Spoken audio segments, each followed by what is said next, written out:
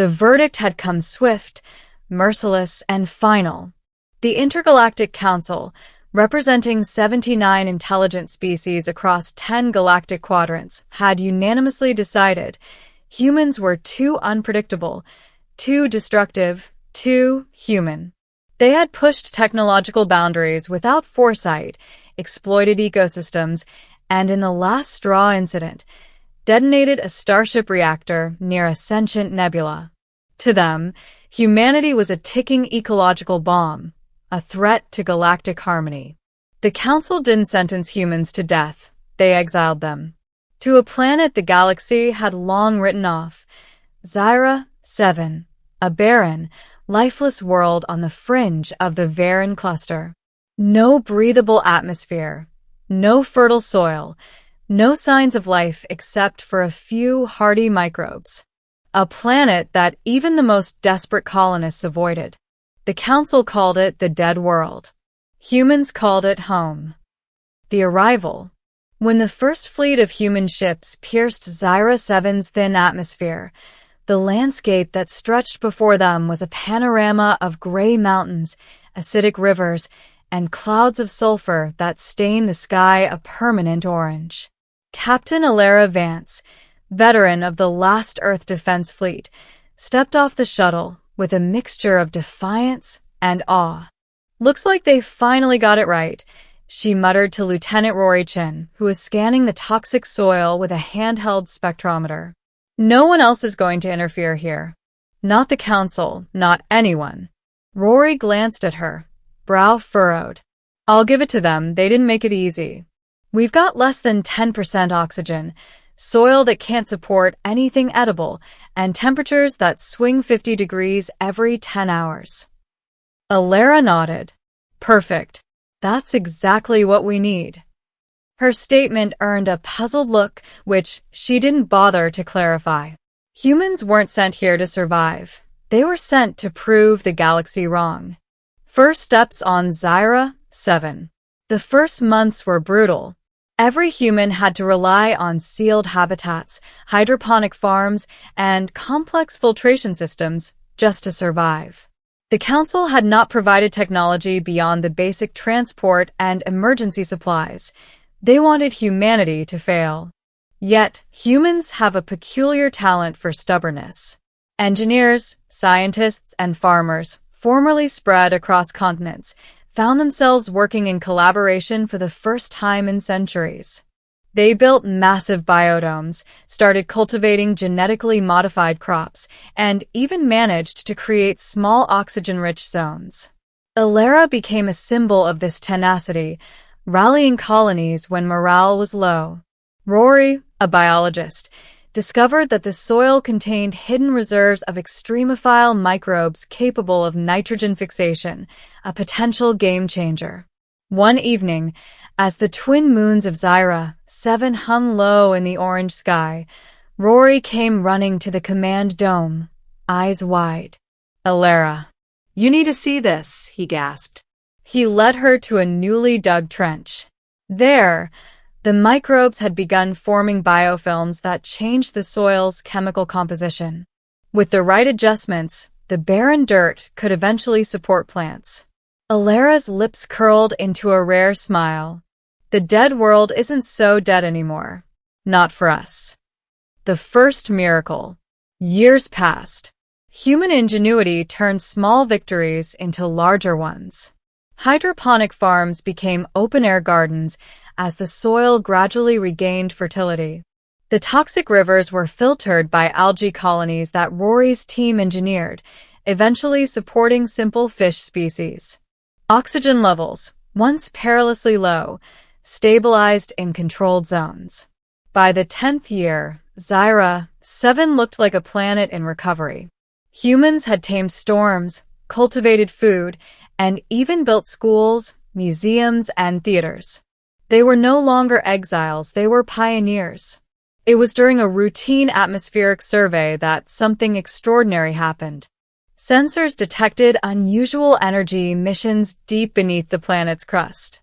Dr. Sienna Morales, the lead geologist, descended in a drilling pod to investigate.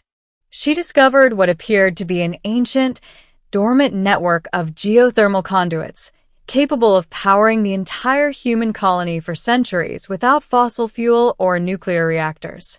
Word of the discovery spread like wildfire.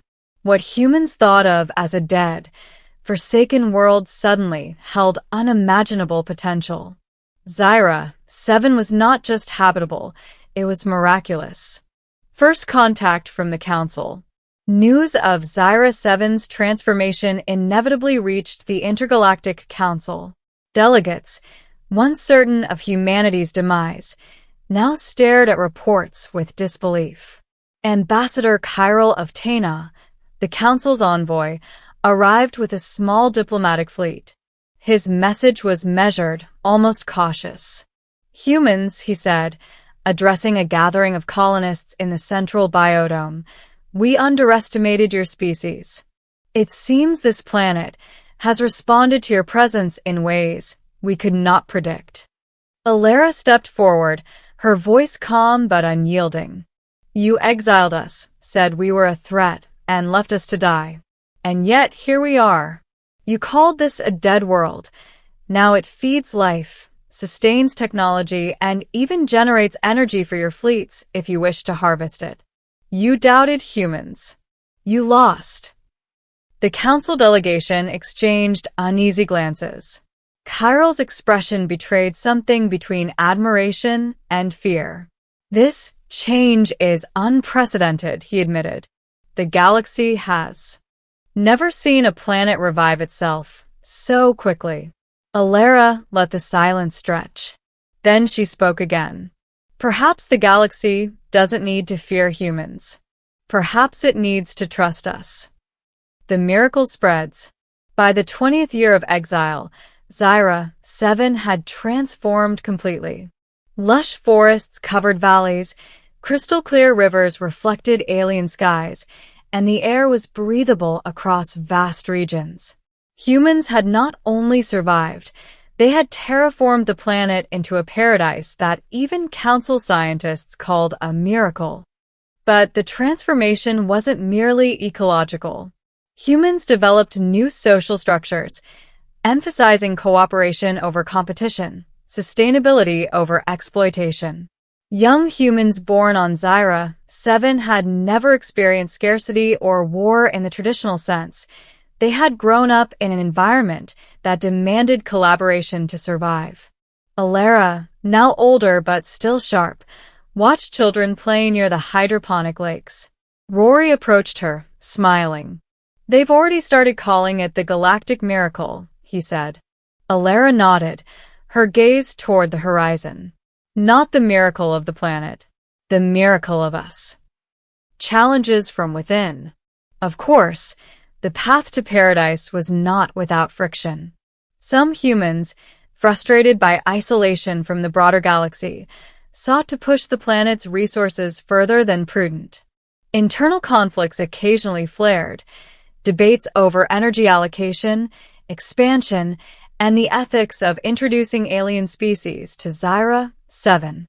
Yet every time, the human spirit proved resilient. Systems of governance evolved organically, drawing on Earth's lessons, but improving upon them. By the 35th year, humans had created a council representing every colony, with checks and balances designed to prevent authoritarian control. The greatest challenge came not from within, but from beyond. Pirates and rogue factions from other star systems occasionally attempted to plunder Zyra 7's resources. Humans defended their home with ingenuity, cloaking fields, energy shields powered by geothermal conduits, and drones that worked in perfect coordination. No invader had ever succeeded. The galactic shift. Eventually, the galaxy began to take notice. Species that had once dismissed humanity now sought alliances. Scientists came to study Zyra 7's miraculous recovery. Philosophers debated whether human resilience was innate or a product of adversity. Traders negotiated carefully for limited access to the planet's resources. The Council, humbled and cautious, extended a formal invitation. Humans could rejoin interstellar politics, but on their own terms. Alara, standing on a cliff overlooking a forest glowing with bioluminescent flora, reflected on how far they had come. "We didn't just survive exile," she said quietly to Rory. "We thrived because we were forced to. And now, maybe the galaxy has something to learn from that." Rory laughed softly. Who would have thought? The species they tried to destroy ends up showing the galaxy how to live. Legacy. 50 years after the initial exile, Zyra 7 had become a symbol across the Varen cluster and beyond. It was no longer the dead world. It was a testament to human creativity, perseverance, and adaptability. Alara, now honored as the planet's founding leader, addressed a galaxy-wide transmission. "Exile was our trial.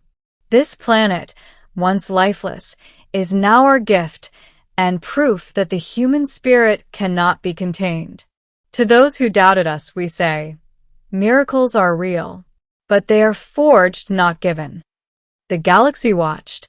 The miracle of Zyra 7 was undeniable.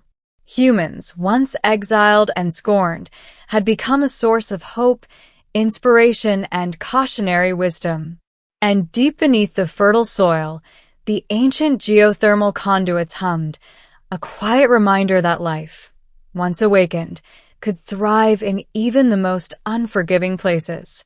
50 years after the initial exile, Zyra 7 was unrecognizable from the barren rock the humans had first stepped onto. Verdant forests stretched across valleys once filled with toxic dust. Rivers ran clear and cold, teeming with fish adapted from the hardy extremophiles Rory had cultivated decades ago. Bioluminescent flora glowed in the twilight, casting soft, otherworldly light over domed cities that reflected both human ingenuity and respect for the planet's ecosystems. Children born on Zyra 7 no longer knew scarcity. Their playgrounds were forests of engineered trees, their classrooms floating above oxygen-rich lakes. They spoke of Earth only as history, of exile only as legend. Alara Vance, now gray at the temples but unbowed, stood on a cliff overlooking the largest forest. Her eyes traced the movement of flocks of adapted skyfish that glimmered as they darted between the trees. She remembered the first landing, the barren gray mountains, the sulfur storms. She remembered despair, hunger, and doubt. And now this. "They told us we couldn't survive," she said softly, to no one in particular. "They called this world dead. And yet, life blooms in every corner." Rory Chin appeared beside her, carrying a small satchel of seedlings he had engineered. "Not just life," he said, smiling. "Hope. Proof that even in the harshest exile, humans can create miracles." Alara allowed herself a small, rare smile. "Miracles are never given. They're forged." The council returns. The Intergalactic Council had watched in awe. Delegates from dozens of species had begun to visit Zyra 7, first as observers, then as collaborators. Some came to study the terraforming techniques, others to learn the principles of governance humans had developed under duress. Few came as conquerors, none dared. Ambassador Chiral of Taina returned to the central biodome, his posture cautious, his voice respectful. "You've done the impossible, humans," he said. "Zyra 7 is no longer a dead world. It is a jewel of the galaxy. Your resilience, your cooperation, it is unprecedented." Alara faced him, her voice steady. "We did what was necessary to survive. And we learned that life is not about domination. It's about stewardship. This planet is proof. Humans are not a threat. We are an opportunity." Chiral nodded slowly. Then perhaps the galaxy should reconsider its judgment. And in that moment, for the first time in history, humans were invited not merely to participate in galactic affairs, but to lead by example. A world transformed. Over the next decade, Zyra 7 became a beacon. Species from across the Varen cluster came to study its forests, lakes, and skies.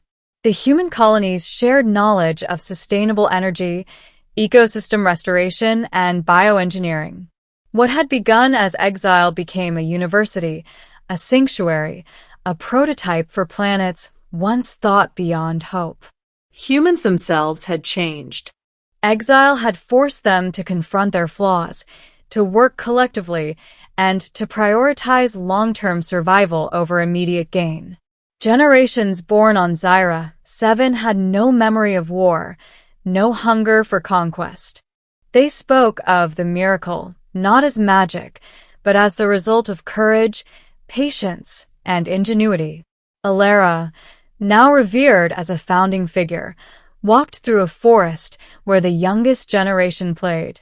They climbed trees engineered to sway gently in the artificial winds, laughed near lakes that shimmered like mirrors, and sang songs about a world they had restored. She saw in their eyes the culmination of decades of struggle, a testament to human spirit. Rory approached her with a small vial. "Remember the first microbes we found? These were the seeds that began it all. Every tree, every fish, every blade of grass, they're all descendants of that tiny life." Alera held the vial gently. So small, yet it changed everything. Just like us. The galaxy takes notice. Word of Zyra 7's transformation spread far beyond the Varen cluster. Scholars, scientists, and diplomats debated the implications. Philosophers argued that humans' exile had been a cruel experiment, but one that yielded profound insight. Life, when pushed to its limits, can adapt and flourish in ways no council, no law, no prophecy could predict. In distant systems, planets once declared uninhabitable were reassessed. Terraforming projects drew inspiration from Zyra 7's methods. Political leaders reconsidered how they judged species by short-term behavior, realizing that adversity could cultivate wisdom and ingenuity. And for humans, the lesson was simple. Exile had been the crucible that forged their best selves. The final triumph. On the 50th anniversary of the first landing, the humans of Zyra 7 held a grand celebration. Across the planet, lights glimmered in the forests, fireworks danced in the twilight, and songs echoed across the domes. Species from other quadrants joined, some as friends, others as students, but all as witnesses to the miracle of life restored. Alera stood at the central dais, overlooking thousands of humans and dozens of aliens. She raised her hand, and silence fell. 50 years ago, she began, we were sent here because they thought we were dangerous. They called this world dead. Today, it is alive. Not because of luck or chance or divine will, but because we refused to fail. Humans did not survive exile. Humans transformed it. We took what was dead and made it alive. We took despair and made hope. And we did it together. Cheers erupted, echoing across valleys and forests. Lights reflected in rivers and lakes, in eyes bright with life and potential.